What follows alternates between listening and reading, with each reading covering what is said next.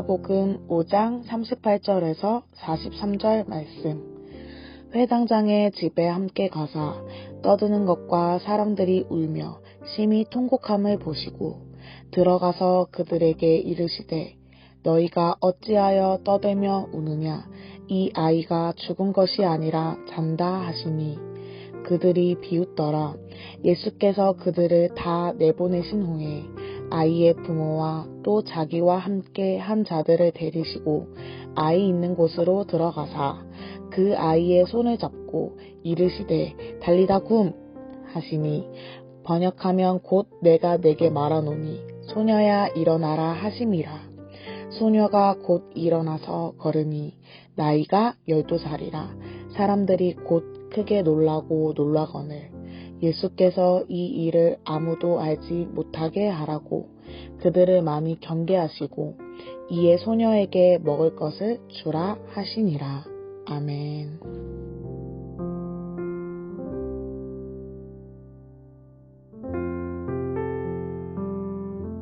샬롬, 복된 월요일 아침입니다.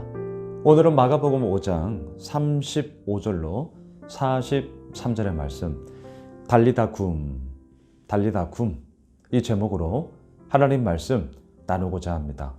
결론부터 말씀드리겠습니다. 예수 그리스도를 믿음, 그리고 그 믿음은 죽음의 문제를 뛰어넘어 생명의 역사하심으로 달리다 굼 소녀야 일어나라 일어나라 우리를 일으키시며 우리로 하여금 다시금 생명의 놀라운 역사 가운데 그 길을 걸어가게 하시는 예수님. 그 예수님이 오늘도 우리와 함께하고 있다. 여러분, 결국 우리의 힘은 어디에 있습니까? 어제 주일 설교 때도 나누었어요. 후회가 아닌 회개. 후회는 모든 초점이 나에게 있어요.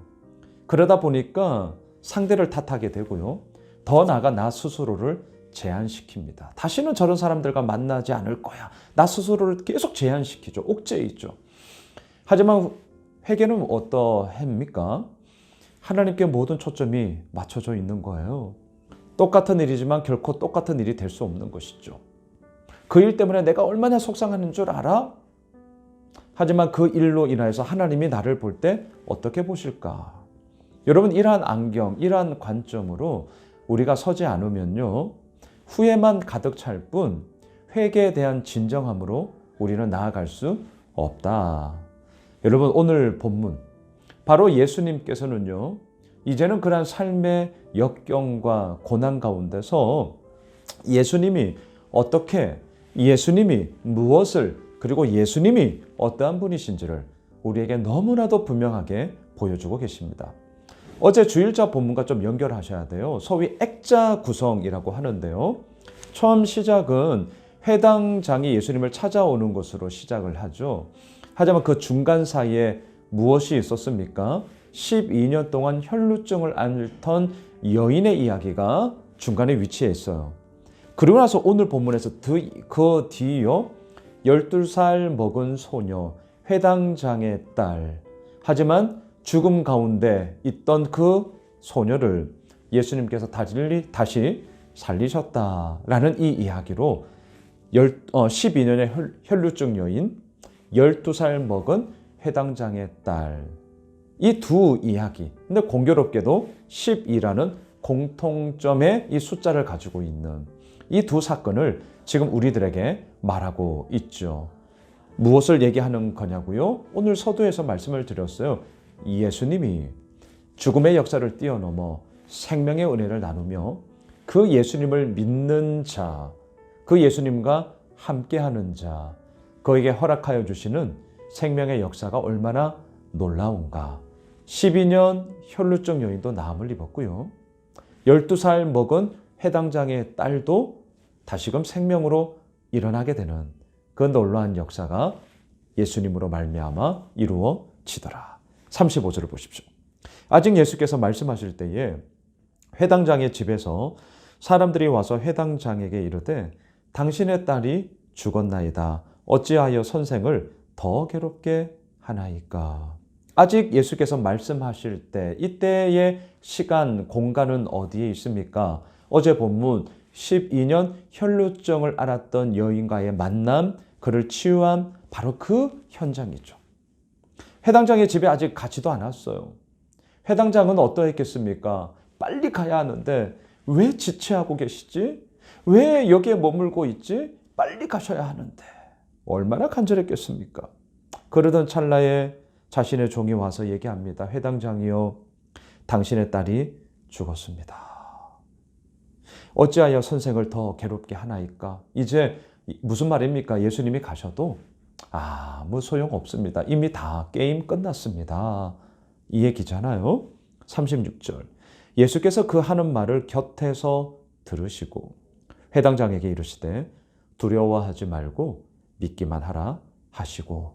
여러분, 자, 저는 오늘 이 36절에 두려워하지 말고 믿기만 하라.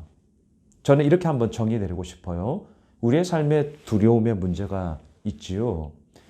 앞날에 대한 두려움, 관계에 대한 두려움, 또한 지금 내가 행하고 있는 그 모든 상황과 현실 속에서 이루어지는 그 모든 두려움.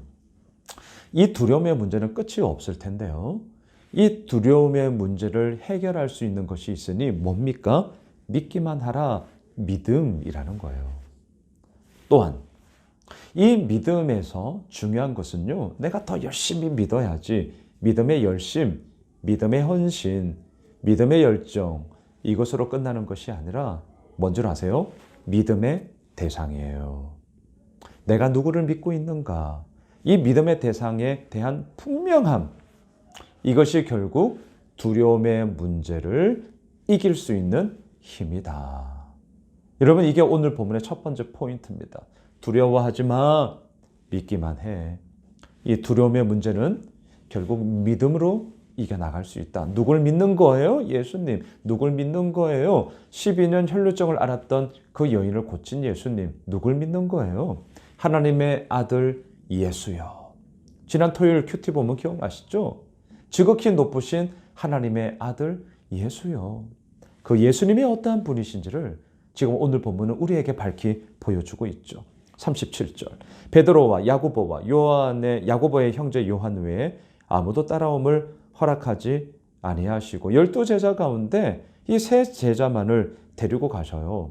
왜 이렇게 하셨을까? 분명한 이유는 오늘 본문에서 찾아볼 수 없어요. 하지만 자, 40절로 먼저 내려가 보세요. 그들이 비웃더라. 예수께서 그들을 다 보내신 후에 아이의 부모와 또 자기와 함께한 자들을 데리시고 아이 있는 곳에 들어가사. 자, 12제자 가운데 3제자만 데리고 가셨고요. 40절에는 엉엉 울고 있는 자들, 그들 가운데 이 소녀는 죽은 것이 아니라 잔다라는 이 말 속에 비웃었어요. 자, 비웃고 있는 자들을 다 보내세요.